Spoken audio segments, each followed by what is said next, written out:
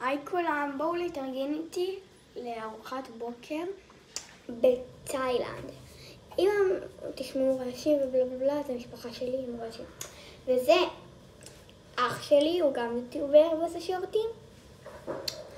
ויאללה, בואו אל תשכחו להירשם לערוץ. כבר סידרתי את השיער, עשיתי איזה פוש ושתיים. תירשמו לערוץ עכשיו. חפרתי מספיק לך. אוקיי, זה עושה אור. אני אראה לכם איך זה נראה.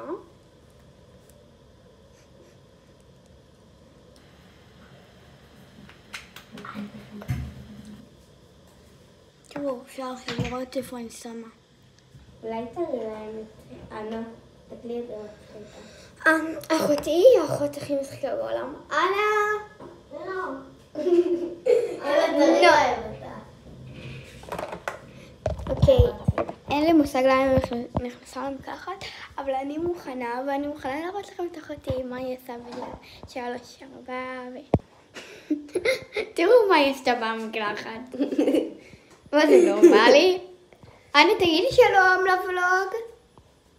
לא רוצה. לא, גם בסדר. אוקיי, תגידי ביי. ביי ביי. אבל זה לא נגמר. היי, זו ילדה בעייתית. שקט. אוקיי, מה אתם אומרים? נעשה קוקו או לא נעשה? אולי אני ציפה לעשות לראות את השיער. שים. וזה סרקל.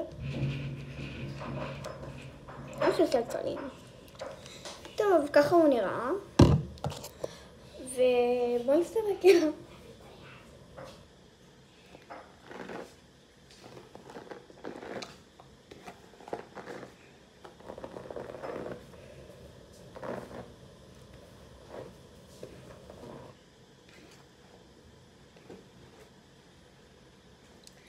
והשרשרת הזאת אתמול קניתי בתאילנד, היא מה זה מהממת ונוחה.